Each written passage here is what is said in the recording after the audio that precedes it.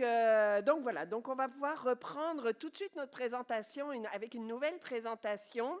Je vous présente tout de suite quelqu'un que vous êtes probablement nombreux à connaître aussi, Julie Bruno, qui est clinicienne en toxicomanie au CHUM, titulaire de la chaire de recherche du Canada en médecine des toxicomanies et professeure au département de médecine familiale et d'urgence de l'Université de Montréal. Donc, ses travaux de recherche portent sur l'avancement des meilleures pratiques pour améliorer les soins en toxicomanie, le bien-être et la prévention des méfaits, y compris avec le VIH, VHC, chez les personnes qui consomment des drogues.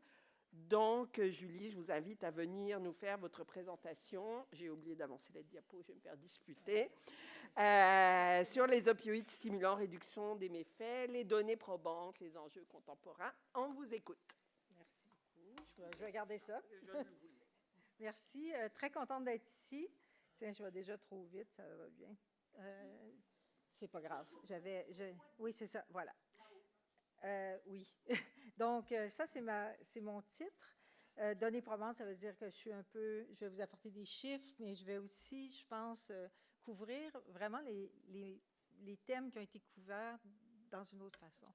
C'est la reconnaissance du territoire, vous pouvez la lire. Je veux vraiment insister pour le fait que je ne présenterai pas des données sur les peuples autochtones, mais on sait que les peuples autochtones sont surreprésentés dans tous les enjeux dont on parle aujourd'hui et que les 700 qui sommes ici doivent aussi réfléchir à des façons, je ne dirais pas novatrices, mais qui respectent les traditions et les pratiques des peuples autochtones quand on parle d'intégration de services, puis quand on parle de communication, puis de dialogue.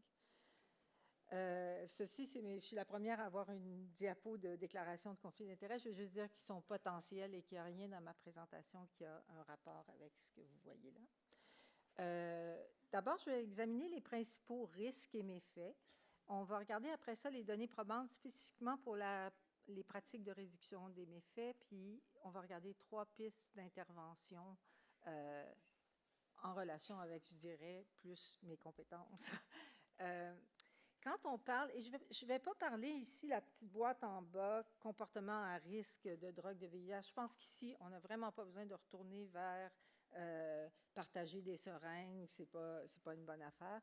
On va plus parler d'un modèle de déstabilisation, puis quand un individu prend des risques, c'est inscrit dans un environnement, à la fois l'individu lui-même, l'emploi, l'itinérance, le stress, mais aussi communautaire, les normes sociales, les groupes dans lesquels ils sont, l'accès aux services, on en a parlé beaucoup, les gouvernements, les structures sociales qui sont autour, et évidemment les influences qui sont beaucoup plus macro, comme les guerres, les catastrophes naturelles, les conditions économiques, je dirais, au niveau mondial. Et on se souvient très bien, on se souvient encore de la COVID et certainement de la guerre en Ukraine, qui sont des enjeux qui dépassent beaucoup ce qu'on fait.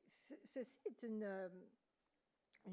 un article qui a été écrit par ma collègue Sarah Larney avec Kamel Zolopa sur une revue qu'ils ont faite en fait de Katrina, ce qui est arrivé aux États-Unis le 9 septembre 2001, et de voir quel a été l'impact sur les populations qui utilisaient des drogues et qu'est-ce qu'on peut en dériver comme un modèle de COVID.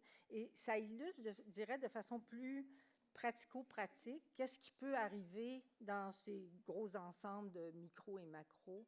Par exemple, avec la COVID, la distance physique diminuait l'accès aux services. On a vu des problèmes avec l'emploi, les possibilités de générer des revenus sur la rue ou ailleurs, la détresse psychologique, hein, les drogues qui ont changé dans la rue. Et tout ça, ça a un rapport avec les surdoses, le VIH, le VHC, etc. Donc, c'est plus dans ce sens-là qu'on peut voir l'utilisation des drogues avec l'individu, les réseaux, son environnement, et qui a des impacts sur tous les aspects. Et d'un côté et de l'autre, ceux qui ont lu Sa moite ce dimanche, je trouvais qu'il y avait des excellentes façon de parler de ça. Et donc, quand on parle d'usage de drogue, je pense qu'on en a tous parlé ici, on parle de santé mentale, d'itinérance, et tout ça a un impact. Je vais parler de 3 méfaits pour donner un peu des données. Puis ça va être les surdoses, le VIH et l'hépatite C, parce que c'est ceux qui ont été utilisés le plus pour essayer d'évaluer les effets des programmes de réduction de méfaits. Donc, les décès aux opioïdes, vous connaissez tous cette carte-là, je pense. Celle-ci, c'est la dernière, c'est l'année 2023. Toujours plus de décès dans l'Ouest que dans l'Est. 80% des décès au Canada, c'est en Ontario, en Colombie-Britannique puis en Alberta. Et vous voyez à côté le petit graphique qui montre qu'au Québec, les 3 dernières années ne sont pas encore complètement finalisées, donc il faut faire un peu attention. Mais certainement, comme disait Carole, on ne voit pas une diminution actuellement. 47 000 décès depuis 2016 au Canada. Puis 56% ont aussi utilisé des stimulants. Alors, il faut toujours se souvenir de ça. Tendance au VIH, comme vous voyez, il y a eu des pics, là, je ne vois pas de loin, là, dans les années 90-2000. Ça, c'est les nouvelles infections. Je veux juste pointer que de 2018 à 2022, on est à 16-18% versus 20-24% d'infections qui sont liées à l'utilisation de drogues par injection. Donc, ici, même si on n'a pas toujours des données sur l'incidence du VIH, on voit que dans des données populationnelles, on n'est pas sûr que ça diminue. Les tendances pour le VHC au Canada, puis je vais avoir d'autres données pour le Québec. C'est une maladie, c'est une infection qui est plus fréquente, 1% de la population. On n'a pas de données chez les populations immigrantes, puis ça fausse un peu. Mais quand vous voyez les proportions des personnes qui sont infectées si on exclut les populations immigrantes, à peu près plus de 50% sont des utilisateurs de drogue par injection ou des anciens utilisateurs de drogue. Puis quand on va parler d'hépatite C, de traitement, de prévention par le traitement, c'est sûr que toute cette population qui ont déjà utilisé des drogues sont aussi des populations qui sont souvent mal desservies, qui sont moins traitées que les autres populations.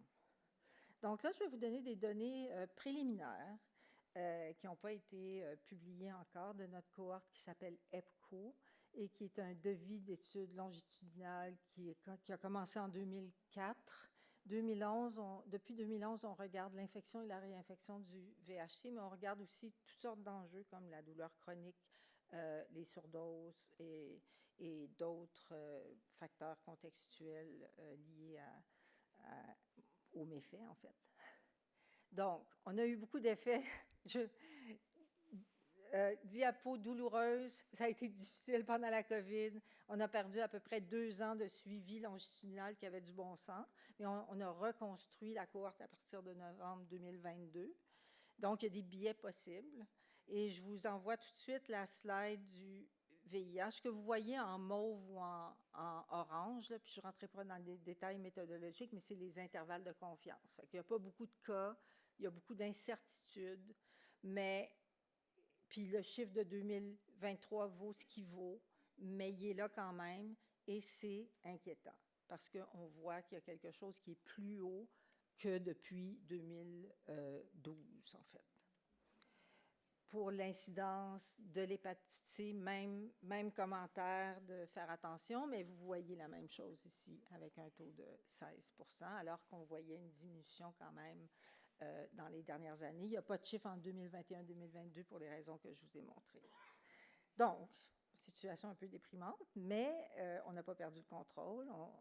On va travailler avec Carole. J'ai quelques diapos qui sont un peu des illustrations, des contextes et des environnements tirés de nos études. Et je voulais mettre ça parce qu'on n'en parle pas directement tout le temps, mais il y a de l'intersection entre les comportements, l'identité, les risques d'ITSS, puis les méfaits et l'usage de drogue. Ici, c'est une diapo chez les épisodes d'injection où on s'injecte avec une autre personne.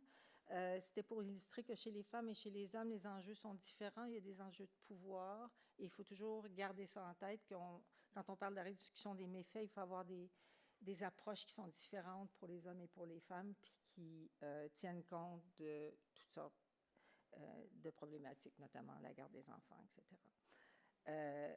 Les intersections entre comportements. Chez les ARSA, il y a plus de VIH, il y a plus de VHC chez les personnes qui sont atteintes du VIH. Il y a plus de VHC chez ceux qui prennent de la PrEP. Je vais reparler un peu de la PrEP tantôt, qui est de la pré-exposition, la prophylaxie pré-exposition du VIH. Et les amphétamines sont associées à des comportements sexuels et à l'incidence du VIH aussi. Et chez les hommes qui ont des rapports sexuels avec des hommes et qui s'injectent des drogues, ben là, il y a l'identité, l'injection d'amphétamines est associée aussi à l'identité gay bisexuelle, puis qu'il y a il y a vraiment une constellation de risques et d'intersectorialité qu'on doit prendre en compte. Ça c'est ma partie. Je vais sauter ça parce que ça va un petit peu long. Puis je voulais aussi, en dernier, parler des déterminants de la détresse psychologique. C'est un travail qui a été fait par Yulia Makarenko, qui est une étudiante au PhD, et qui a regardé la détresse psychologique dans la cohorte pendant la première année de COVID. Il y avait 26% des personnes qui rapportaient une détresse psychologique sévère. Et cette détresse était associée à l'usage d'alcool, à l'insécurité alimentaire et aussi à changer de quartier ou à moins changer de quartier. Donc, d'avoir eu une entrave à la mobilité désirée, si vous voulez. Les facteurs protecteurs, c'est ceux qui avaient diminué l'usage par injection, parce qu'il y a des gens qui ont eu plus de services un peu à cause de la COVID. Donc, et ça, c'était tout pour illustrer concrètement ce qu'on peut voir à Montréal en rapport avec les risques que je vous parlais. Deuxième partie de ma présentation, c'est connaître maintenant les données probantes. On a entendu beaucoup parler, Carole a bien montré comment on a développé nos services. Moi, je vais vous montrer comment ces services-là, en fait, sont évalués ou pas et qu'est-ce qui reste à faire. Et Louisa Dagenhart m'a beaucoup facilité la vie parce qu'en 2019, elle a publié cette étude immense avec des tonnes de revues systématiques de littérature sur les données probantes dues à la syndémie des méfaits liés aux drogues. Donc, elle a regardé l'incidence du VIH, du VHC, des surdoses et de la mortalité globale dans toute la littérature. Et ce qu'on voit très facilement dans cette slide, c'est que le traitement par agoniste opioïde, méthadone ou buprenorphine, a des effets, diminution de 50% de l'incidence du VIH, diminution de 50% du VHC, diminution des surdoses, diminution de la mortalité globale. Pour ce qui est des autres, les programmes de distribution de seringues ont un effet clair sur la diminution du VIH, un effet potentiel un peu moins clair sur le VHC, mais quand on combine le VHC et le traitement agoniste, il y a vraiment un effet synergique. Et comme vous voyez le reste, sauf pour... Puis l'autre affaire qui est assez claire aussi, c'est la diminution avec la naloxone des surdoses. Et oui, c'est ça. Puis la diminution des sites d'injection supervisée, des surdoses dans les sites d'injection supervisée, et non pas dans la population générale quand il y a des sites d'injection supervisée dans une population, ce qui est pour ça qu'il y a un petit 3 là-dessus. Là. Quand on regarde, nous, on a fait une revue, on vient de publier les données, les recommandations canadiennes pour les traitements d'usage des opioïdes, et on a fait une grande revue systématique incluant les données probantes sur la réduction des méfaits. Et en fait, et c'est ça que je veux souligner, il y a très peu d'études robustes dans ce domaine. On penserait qu'avec tout ce qu'il y a autour de la polémique, on voudrait se donner des bases solides pour, je dirais, contrer les changements environnementaux présents et potentiellement dans les futurs mois. Mais on a beaucoup de manque de données. Mais ce qu'on a vu, par exemple, c'est la naloxone. Il y a des nouvelles études qui vont dans le sens qu'offrir des formations, puis on vient juste d'en parler, et des cours sur les méfaits liés aux surdoses augmentent significativement l'utilisation de la naloxone. Et donc, ici, on a, avec Profane et tout ça, des bonnes stratégies. La réduction des méfaits en prison, j'en ai profité parce que ça vient d'être publié en septembre 2024, une grande revue systématique de 80 à 2023. Vous voyez le nombre d'études qu'il y a là-dedans. et recevoir un traitement d'urgence en prison. Autrement dit, ce qu'on parlait aussi ce matin, de s'assurer que les gens qui ont des problèmes ont un traitement en prison et dans les communautés avant, après, et en particulier dans les 4 semaines après la libération, diminue beaucoup les méfaits. On ne parle pas beaucoup de programmes de distribution de seringues parce que, si je me souviens bien, il y a 5 pays dans le monde qui le font, dont le Canada, dans les prisons fédérales. Au-delà des traitements agonistes, on en a parlé un matin, puis je ne vais pas trop mettre de l'emphase là-dessus, mais on a vraiment un urgent besoin de considérer les autres approches, seules et en combinaison, puis d'étudier, pas nécessairement juste chacune en silo, mais d'étudier la combinaison de ces approches-là, qui inclut les approches communautaires, qui inclut les pairs, qui inclut les lieux de consommation et d'injection supervisée, qui inclut les approches alternatives de prescription dont je parlerai un peu, qu'on appelle le safer supply, ou ce genre de truc, et les traitements. Puis quand je dis les traitements, c'est au niveau large du spectre, autant l'accès à la première ligne, autant l'accès à des soins de base, on disait là, les abcès et tout ça, que les traitements agonistes aux opioïdes. Parce que si on arrive, tout ça, c'est des ancrages, on a parlé d'accès beaucoup ce matin pour ces populations-là. Le troisième volet, c'est de regarder les pistes d'intervention. Là, j'ai pensé longtemps avant de dire de quoi on parle. Et je vais me focusser sur 3 pistes, c'est-à-dire les traitements agonistes pour les raisons que vous avez vues. C'est ceux qu'on sait qui marchent le mieux et qui marchent. L'illustration du traitement comme prévention pour l'hépatite C, parce que l'hépatite C est un virus qui se traite, qui se guérit en 3 mois. Et aussi, je vais parler de la PrEP, c'est-à-dire la médication pour prévenir le VIH. Donc, là, on va parler de la buprenorphine, la méthadone. On va régler ça. On revient de faire la littérature de 18 à 23. On l'avait faite avant. Dans ce domaine, il y a plus de 80 études randomisées, double insu, bien faites, soit placebo, soit un contre l'autre. Et c'est clair que c'est le traitement numéro 1 de choix pour le traitement d'usage des opioïdes, le traitement agoniste aux opioïdes. Et que ces 2 molécules-là, c'est les plus étudiées. Quand on a refait la littérature depuis 2018, parce qu'on avait une recommandation dans le Guideline 2018 qui disait qu'on commence par la buprenorphine, on va après ça à la méthadone. Nos nouvelles recommandations, c'est que la méthadone ou la buprenorphine sont les 2 molécules de premier choix et que là, ça dépend un peu parce que ce que la littérature dit, c'est que c'est égal. Sauf que la buprenorphine, il y a moins de rétention, surtout après le premier mois. Puis avec la méthadone, surtout lors de l'induction, il y a un peu plus de danger de mortalité. Mais tout ceci étant dit, je pense qu'il faut juste s'assurer que le patient comprend, qu'on prend la bonne molécule pour le bon patient, puis que le patient veut prendre la molécule qu'on veut lui donner, ce qui est quand même utile.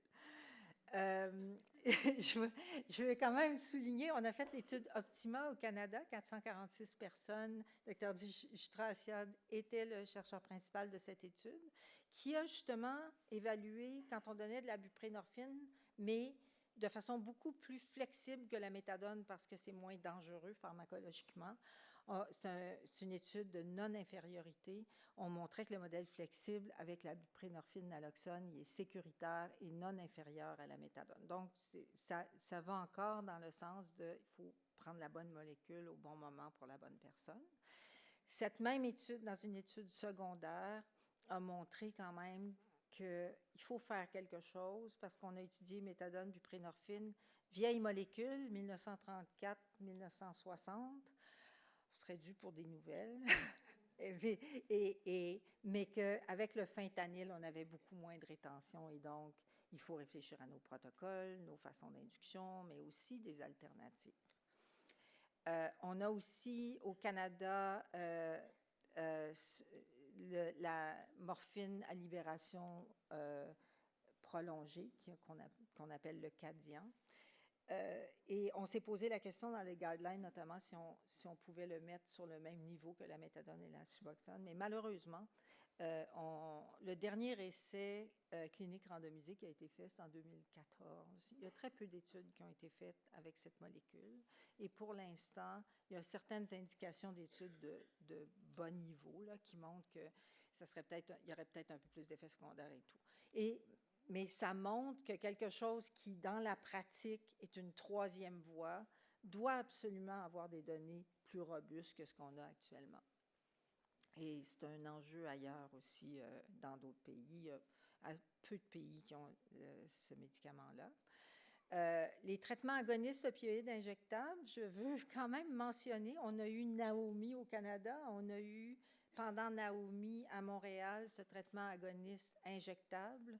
Il n'y en a plus présentement. Et c'est quand même un traitement qui est reconnu, qui a été bien testé, qui est clairement bon pour les personnes chez qui ça avait été utilisé, c'est-à-dire ayant des échecs à d'autres traitements, dans un environnement structuré. C'est un traitement intensif et je pense que il faut commencer à réfléchir, à remettre ça dans notre palette de traitements. L'approvisionnement médicalisé plus sûr, que moi j'appelle plutôt la combinaison alternative, parce qu'en fait, quand on regarde les études au Canada, on a fait une grande revue scoping, je ne sais pas comment on dit ça en français. On a fait une grande revue, mais pas systématique. On s'est rendu compte que les modèles d'approvisionnement plus sûrs qui sont prescrits sont en fait, en général, pour à peu près 75% des cas, ce qui est publié, des modèles de traitement agoniste avec des objectifs, mais avec des combinaisons de médicaments. Et c'est des études essentiellement canadiennes, on est un peu sur notre planète. Et actuellement, on a peu d'évidence claire. Et il y a aussi des questions de diversion qui sont peu étudiées, puis pour lesquelles je pense qu'il faut commencer à réfléchir. Donc, quand on réfléchit à ça, il y a des options de première ligne, buprenorphine, méthadone, bien connues, faciles, première ligne. Et là, j'insiste, les trois choses que je vais dire, j'ai décidé de les prendre aussi parce que il y a moyen de faire de la détection et du traitement primaire dans les soins en santé mentale. Et je pense que si on parle d'intégration, c'est une des choses qu'il faut réfléchir. Deuxième ligne, la morphine. Troisième ligne, le TAE injectable. Puis, il reste ici à décider comment on va faire ça, pour qui, quelle intervention, comment, ça va être quoi nos indicateurs de réussite.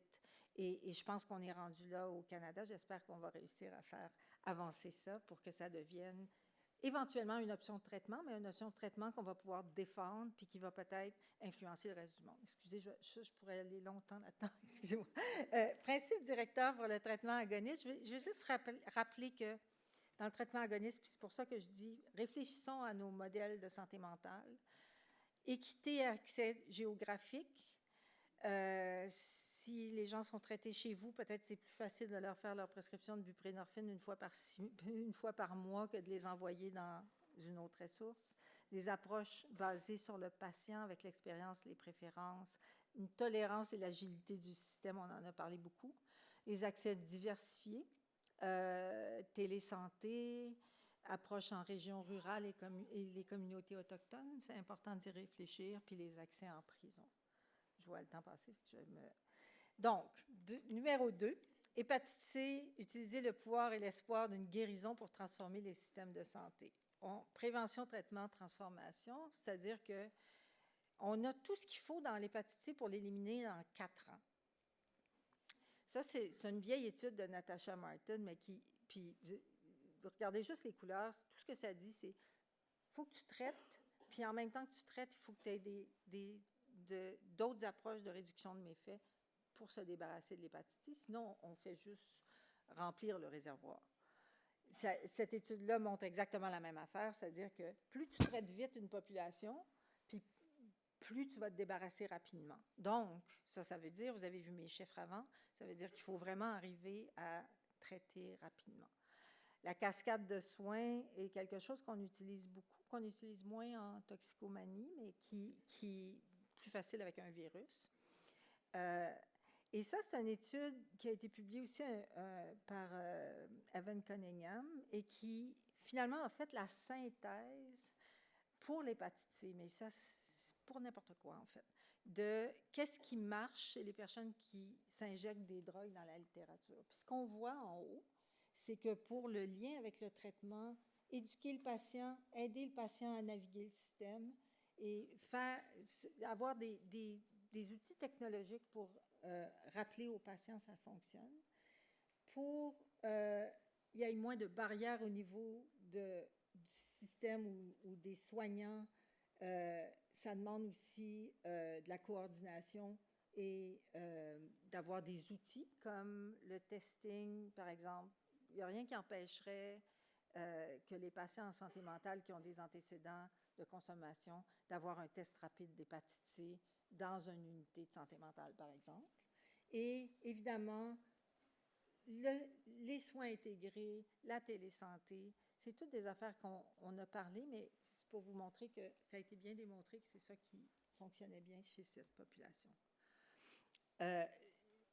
Pris autrement, puis quand on pense au modèle hépatite C,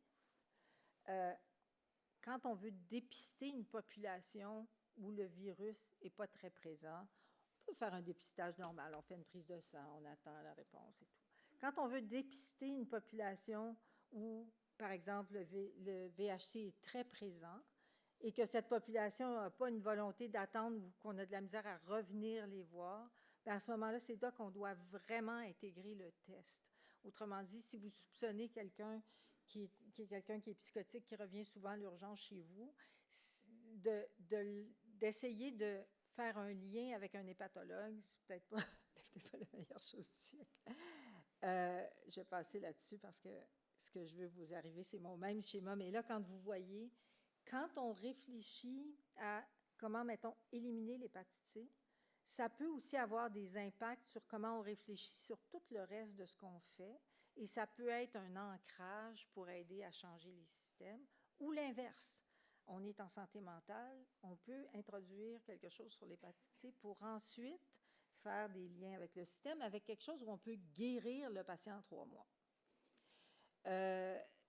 Ma dernière partie, c'est sur le VIH au Canada. C'est le même schéma que vous avez vu tantôt, mais si vous regardez en bas, quand on réfléchit au dénominateur, combien de monde il y a, bien, on se rend compte que chez les personnes qui utilisent des drogues par injection, l'incidence est de 239 par 100 000 habitants, alors que chez les personnes ARSA est de 166. Donc, proportionnellement parlant, il y a plus de VIH, de nouvelles infections VIH au Canada chez les personnes qui s'injectent des drogues.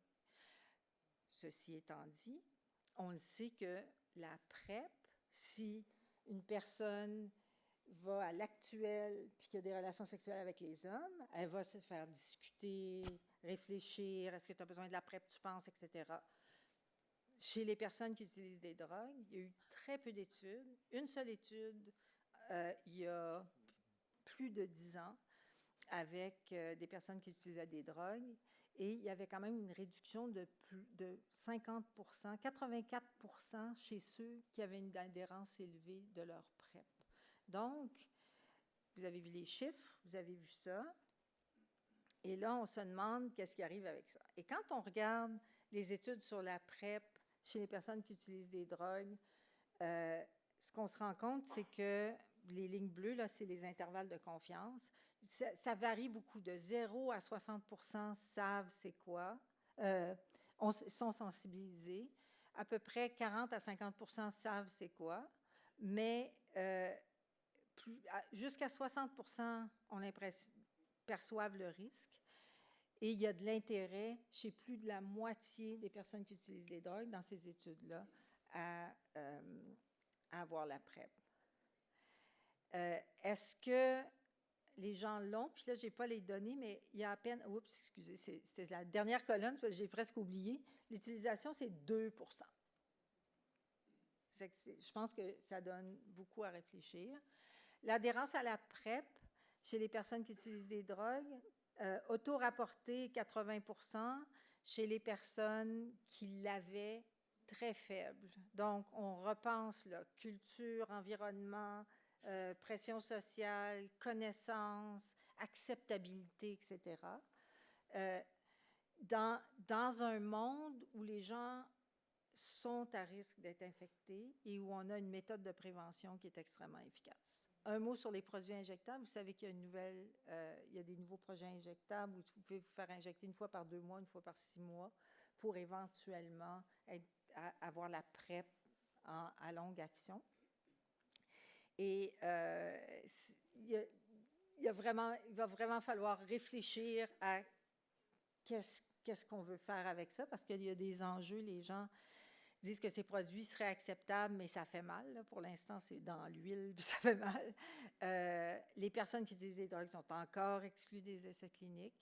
Il y a des interactions médicamenteuses auxquelles il faut penser aussi avec les drogues et tout. Je vais juste revenir. Donc, en résumé, c'est ma dernière, je ne ferai pas un résumé global, je pense, mais en résumé, c'est que les personnes sont à risque de contracter le VIH, l'hépatite C. Les données québécoises reflètent une sous-évaluation probablement des nouvelles infections. Bien que la PrEP soit efficace, la PrEP est absente de l'offre de service pour les personnes qui utilisent des drogues par injection. Les nouvelles directives au Canada disent que quelqu'un qui a aveu et qui serait à risque pourrait l'avoir. On n'a pas besoin de passer à travers tous ces risques. Ceci est une bonne nouvelle.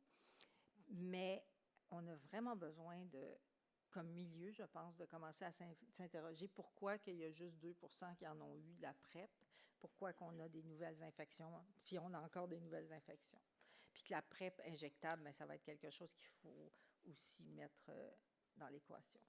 Alors, écoutez, je vais vous remercier. Je vais remercier toutes ces personnes et une partie de mon équipe ici que vous voyez qui ont contribué de près ou de loin à cette présentation. Vous avez compris que j'ai pris le cerveau de beaucoup de personnes pour ramasser.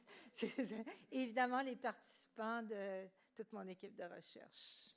Merci beaucoup.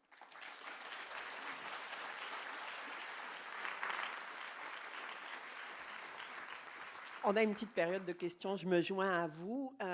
Tout à l'heure, j'ai donné la parole juste aux gens en personne. En ligne, est-ce qu'on a des interventions, quelques questions? Bien, peut-être un premier questionnement, c'est, on voit bien là, dans votre présentation, en tout cas, quand vous parlez de mauvaises nouvelles, une augmentation des infections. Puis la question est autour de comment on peut comprendre ça, que tout d'un coup, ça se remet à augmenter. Ce qui fonctionnait avant ne fonctionne plus? On est-tu dans un changement de paradigme? Est-ce que la détresse psychologique associée à la pandémie a un effet sur ça? On a moins envie de prendre soin de soi ou de prendre les mesures pour ne pas avoir d'infection? Comment vous... Je dirais toutes ces réponses. Oui. Le chiffre-là est bien préliminaire. On espère que c'est un pic puis qu'on n'aura plus, mais on ne le sait pas. Donc, mais je pense que comme société, on ne peut pas s'empêcher de voir ça puis de dire qu'il faut faire quelque chose. Et vous avez raison, le fentanyl était beaucoup moins là avant la pandémie, la détresse psychologique, l'inflation, la crise du logement, tout ça, c'est une constellation. Hein, je dis souvent, là, c'est une constellation, puis on ne va pas les isoler un à l'autre, puis on ne va donner pas la faute à l'autre, mais nos mesures qu'on a mises en place ne sont pas suffisantes. Pas parce qu'elles ne sont pas bonnes, puis là, je vais avec celui qui disait l'innovation, mais bien parce qu'on ne les met pas à l'échelle de ce qu'ils ont besoin. Puis je pense que des affaires comme il s'est passé autour de Benoît Labre, c'est une illustration de dire, si tu en mets juste une dans un quartier où il y a énormément de personnes, tu ne régleras pas, ça va faire des clashs. Oui. On va reprendre des questions dans la salle. Juste pour votre information, théoriquement, on va manger dans 6 minutes. J'ai commencé 5 minutes. On a commencé un petit peu en retard, donc on a un petit peu de lousse, mais je vous demanderai donc quand même des interventions courtes. Qui est arrivé en premier de vous deux? Bon, vous allez passer tous les deux, c'est sûr. Donc, allez-y. Bonjour, je m'appelle Laura, je travaille dans un organisme communautaire. Je ne suis pas sûre si j'ai mal vu, là, fait que je suis désolée tout de suite si ma question ne sert à rien, mais je me demandais toutes les recherches, c'est quand même genré homme-femme. Puis, je me demandais pourquoi il n'y avait pas aussi les recherches sur trans, queer, non-binaire. Elle vaut quelque chose, votre question, ne vous inquiétez pas.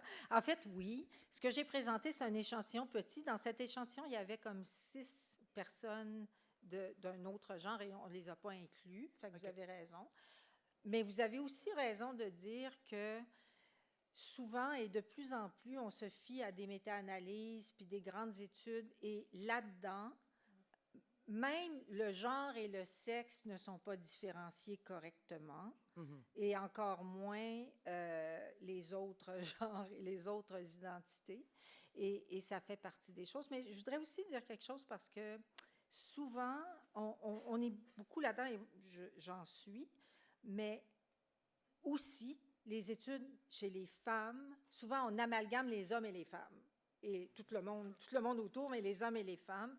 Puis il n'y a même pas suffisamment d'études sur les femmes, tu sais. Puis je vais vous donner un exemple très précis, là, je ne vais pas être trop longue, mais un exemple très précis. On dit l'élimination de l'hépatite C, une des grandes forces, c'est le traitement dans les prisons. Et le traitement dans les prisons, ça, c'est pour les hommes, c'est pas pour les femmes, parce que chez les femmes, l'épidémiologie est différente. Fait que, tu sais, oui, vous avez raison. Merci. Bonjour, moi je m'appelle Jonathan, je suis psychoéducateur au Centre de réadaptation indépendance de Montréal. Je travaille principalement avec des ados, mais je travaille aussi avec de la clientèle marginalisée puis des consommateurs de chemsex, par exemple. Je m'amène à me questionner parce que moi je le vois chez les ados par rapport à la prévention. On parle beaucoup de traitement, mais tu sais, on peut aussi parler, on voyait le mot prévention aussi. Puis moi, la majorité des ados, puis je parle aussi des hommes hétérosexuels que je suis, qui sont pas à ça, pour eux, tout quand on parle de VHC, VIH, on est automatiquement dans une réalité LGBT. Puis c'est très stigmatisé rapidement parce que moi, à un moment donné, je l'ai amené chez un usager qui se mettait à risque, partageait son matériel, puis pour lui, c'était « Ah, ben c'est juste les gays qui attrapent ça. » Puis les ados sont même pas au courant tant que c'est quoi le VIH. Puis moi, ça m'amène à me questionner sur plus macro, comment on peut faire pour aller. Ouais. Mais je vais regarder Carole, là, je vais me faire comme ça avant. Mais oui, puis je pense qu'il faut réaliser que la réalité, puis là, ça montre mon long parcours. Quand le VIH est arrivé, c'était chez les gays, puis les gays se sont beaucoup mobilisés. Après ça, il y a eu les gros pics d'incidence chez les personnes qui utilisent des drogues par injection. Puis là, il y a eu comme une espèce de transfert où là, c'était... Puis les gays se sont sentis un peu abandonnés. Puis là, il y a eu un re-backlash. Puis c'est comme si les campagnes... C'est comme si le VIH avait un peu disparu du radar. D'ailleurs, l'hépatite C est pas mal disparu du radar aussi, malheureusement, depuis qu'il y a le traitement, en pensant qu'on avait réglé le problème. Et là, on se retrouve avec des messages de santé publique qui s'adressent surtout à la population des gays, avec, je pense, une potentielle conséquence de ce que vous dites. Fait que là, je regarde ma collègue ici. Je pense qu'elle sait. Je pense qu'elle est d'accord avec moi. Autre question? Oui, bonjour. Alex Berthelot de Cactus Montréal. Je veux juste peut-être adresser la question que tu as montrée. Il y a eu l'absence de données genre pendant la période de COVID. Puis là, tout de suite après, on voit un peu un pic dans les cas d'hépatite C, dans les cas de VIH. Est-ce que, selon vous, les restrictions qui ont été mises en place au niveau de la mobilité des personnes, l'accès au dépistage, puis l'accès au traitement, dans ces cas-là, peut peut-être expliquer la recrudescence qu'on est en train de vivre? Ben oui. Comme vous avez vu le modèle de ma collègue, je pense que le modèle de ma collègue était prédictif là, de ce qui s'est passé, en fait. Mais là, la question qui se pose aussi, puis c'est toujours le réservoir et tout ça, et est-ce que les conditions actuelles font en sorte que tout va rentrer dans l'ordre, ou les conditions résiduelles post-COVID de 2024-2025 vont faire en sorte qu'on a vraiment besoin d'intensifier ce qu'on fait si on ne veut pas voir ça continuer à monter ou en tout cas être à un niveau qu'on n'avait pas vu avant, je pense. Fait que oui. Je pense que les organismes communautaires comme Cactus ont beaucoup souffert pendant cette période-là et que de leur redonner de l'énergie, ça veut aussi dire de leur donner du souffle, parce que je pense qu'il y a eu beaucoup d'épuisement pendant cette période-là, partout, mais aussi dans les organismes communautaires. Puis c'est pas moi, je veux dire, moi, je le dis là, comme ça, parce que c'est ce que c'est ma perception. Oui, ben, merci. Tu sais, nous, on le reconnaît aussi. Oui, je Mais sais. merci de le reconnaître. Puis, vu que personne d'autre, j'ai peut-être juste une dernière autre question. Quand on parle des TAO, tu sais, on a mentionné qu'avec le fentanyl, il y a comme moins de rétention. Juste peut-être une suggestion de recherche, c'est commencer à traiter les autres substances qui se retrouvent à l'intérieur du fentanyl. Tu sais, est-ce que on traite le sevrage de benzodiazépines en même temps qu'on traite la dépendance aux opioïdes? Ouais. Il y a beaucoup de ça. Il y a, je pense, un écosystème qui a été perturbé. Il y a toutes ces nouvelles façons pratiques qui sont très polarisées actuellement. Puis il va falloir qu'il y ait vraiment une volonté de dire qu'est-ce qu'on étudie, dans quoi on veut aller, là, puis dans tous ces morceaux-là, lequel on prend, puis lequel on regarde ce qui se passe, pour qu'après ça, comme je disais tantôt, on bâtisse. Puis pour moi, comme chercheur et clinicienne, c'est important qu'on ait des données robustes, non pas parce que ça convainc les gouvernements, mais parce que des fois, ça empêche les gouvernements de faire des niaiseries. Merci beaucoup. Ben, merci beaucoup.